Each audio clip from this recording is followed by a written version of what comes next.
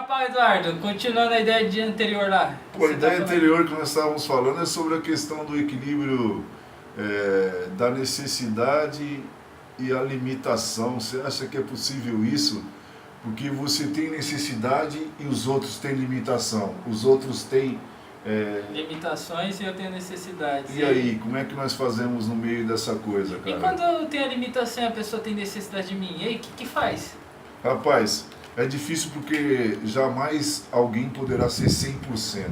Ah, isso é impossível. Mas todo mundo quer que você seja 100%. E aí, o que você faz? Então, você tem que negar isso daí veementemente. Eu não sou obrigado a ser 100%, eu não sou obrigado a ser o que você quer, Mas- e você também não é obrigado a ser o que eu queira. A recíproca é verdadeira. É, limpar o ruído da comunicação, então. Sim, porque a comunicação é um dos piores problemas que nós temos, né, em termos de ruídos, né? Porque eu sou C, você é R, e aqui no meio tem ruídos. Então eu falo 8, você entende 80. Aí fica... Mas eu pergunto, a que ponto a comunicação de seres humanos chega? Nadismo, as pessoas elas falam nada uma com as outras, e uma das coisas que eu estava pensando hoje é sobre o privilégio de falar. É engraçado, né? Porque eu tenho o privilégio de falar, mas não tenho o privilégio de ser compreendido. Não. E o outro lado seu é que você não tem, muitas vezes, a habilidade ou a capacidade de ouvir quando alguém esteja lhe dizendo alguma outra coisa que ele não queira dizer, ou que ele esteja dizendo, mas não saiba o que está dizendo. Talvez seja isso uma das coisas que a psicanálise mais me encanta, porque você tem que aprender a educar seu ouvido. A ouvir não significa que você vai entender, mas Sim. você habilita o seu ouvido. Ó, peraí. Será que foi isso que você disse mesmo? Porque nas entrelinhas de associações livres que a psicanálise preconiza, a pessoa pode dizer coisas que estão lá no seu submundo, né? No seu homem, no seu ser subterrâneo, A dizer gente, assim. a gente vai cavando. É. E você que teve uma experiência eclesiástica, como é que era os aconselhamentos? Porque aí você já tem duas perspectivas, né? Uma da análise e outra do aconselhamento. Mas eu jamais faria o que eu fiz hoje em dia.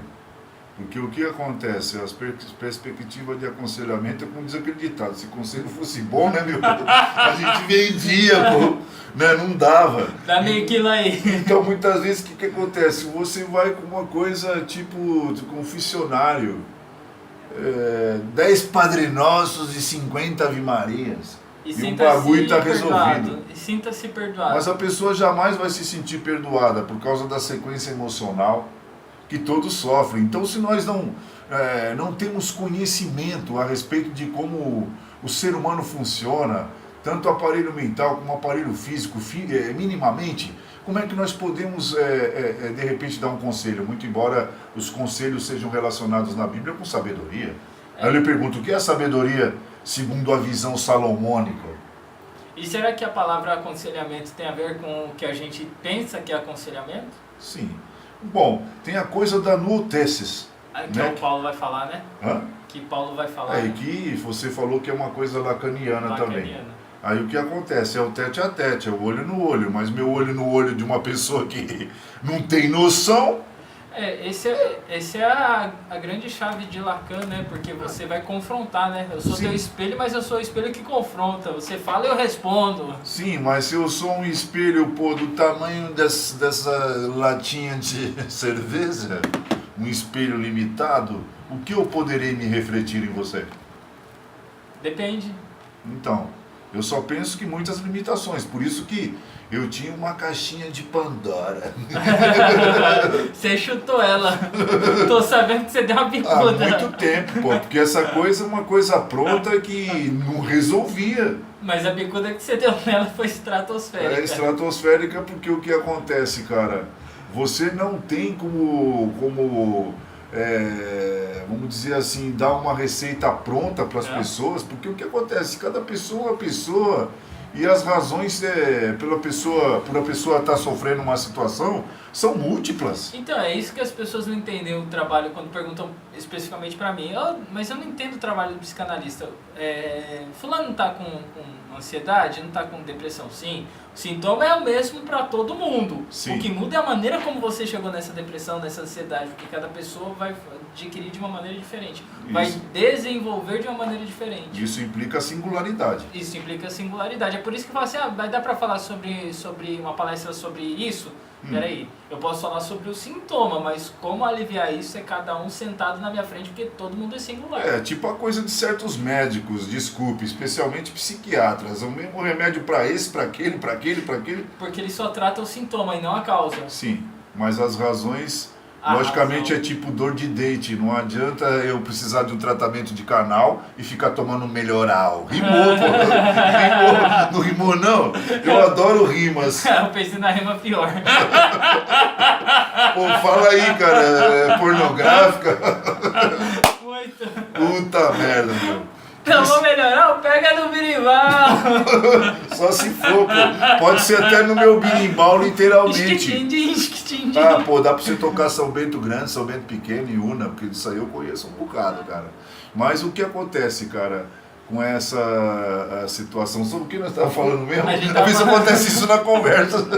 Sobre o ruído na conversa. Não, mas o ruído na conversa aí foi quase que uma tergiversação no meio dessa nossa conversa, que logicamente complementa o que nós falávamos entre o equilíbrio que deveria ocorrer entre o que nós necessitamos nessa conversa ou na outra? Essa é na outra, a gente já tá Pô, tá vendo como é que é? Tergiversação, como que ele falou isso. Tergiversação. É você falar nada no meio das coisas. Sim, mas aí é que às vezes alguma coisa no meio da coisa pode significar alguma coisa. É. Mas às vezes essas coisas que nós colocamos no meio das coisas, nada. Nada. Então... E aí a gente tava falando no outro vídeo sobre perder tempo. Isso tem a ver com perder tempo ou a gente tá colocando pra fora o nosso inconsciente? Paz. Eita! O nosso inconsciente muitas vezes nos faz perder tempo, porque o que ocorre com a nossa consciência? Ela é pendente, ela é intencional, ela é tendenciosa, né? E isso me fez pensar nessa semana que eu estava lendo um autor dizendo que a mente é a consciência. Aí eu falei, não, a mente é a consciência? Talvez a consciência seja uma parte da sua mente, mas jamais que a sua mente seja a sua consciência. Não, porque você está encapando tudo e colocando tudo no mesmo berço, no mesmo quadro. Mas qual que era o título do começo dessa conversa agora, cara? Eu não lembro. Então, tá vendo como é que é? Por isso que eu estava falando sobre retornar à conversa, sobre o que a gente conversa, porque uma das coisas que mais me preocupa atualmente é ficar observando como as pessoas estão conversando nada uma com as outras e não percebem. E essa conversa de hoje foi nada? Essa específica? Essa aqui, sei lá, o que vocês acham que possa ser nada? De repente possa ser nada. Pode ser nada para você. Ou pode ser tudo. Ou pode. Então, de repente, né, a gente fica a pensar, como dizia meu avô, sobre essas coisas todas que muitas vezes nos ocupam. E nós deveríamos perguntar se elas deveriam nos ocupar mesmo, porque a vida está passando, cara. Eu fico pensando como eu entrei nesse final de semana agora, sábado, domingo, e amanhã já é segunda-feira. Já acabou. E eu ter que ir para uma coisa que também não existe. Sabe como é que chama?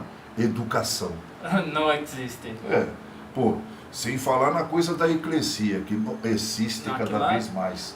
Você lembra aquele filme Um Morto Muito Louco? Que os caras estão andando com o cadáver e dando a impressão de que ele tá vivo em todo o tempo? Rapaz, não lembro disso. É um filme que o cara morreu, aí os caras, pra não deixar que as pessoas percebam, colocam óculos nele e vão fazendo tudo com ele como se ele estivesse vivo. O cara tá morto. Sei. E a igreja, e eu vejo mais ou menos isso na igreja. Pô, né? é tudo que o Brasil inteiro, cara. É um defunto que estão fazendo, tá vivo, tá vivo. É que nem o cara falou aí no posto de gasolina, já tá fazendo hora extra o bagulho. Hora extra? Brasil, né? Em geral, cara. Então, de repente, nós temos isso. Temos essas situações que ocorrem. E às vezes é o que acontece. Nós estávamos conversando sobre alguma coisa que nos dá branco. Eu estou tentando retornar o fio da meada dessa conversa e não estou conseguindo. Nem eu. Então, às vezes, nós conversamos assim, né? Enquanto você tem seu branco aí, a gente tem o branco aqui, a gente vai pausar e rever tudo. Vai nessa. Eu acho que foi a Seva. Deve ter sido ela da branca. Rapaz, vamos rever o que nós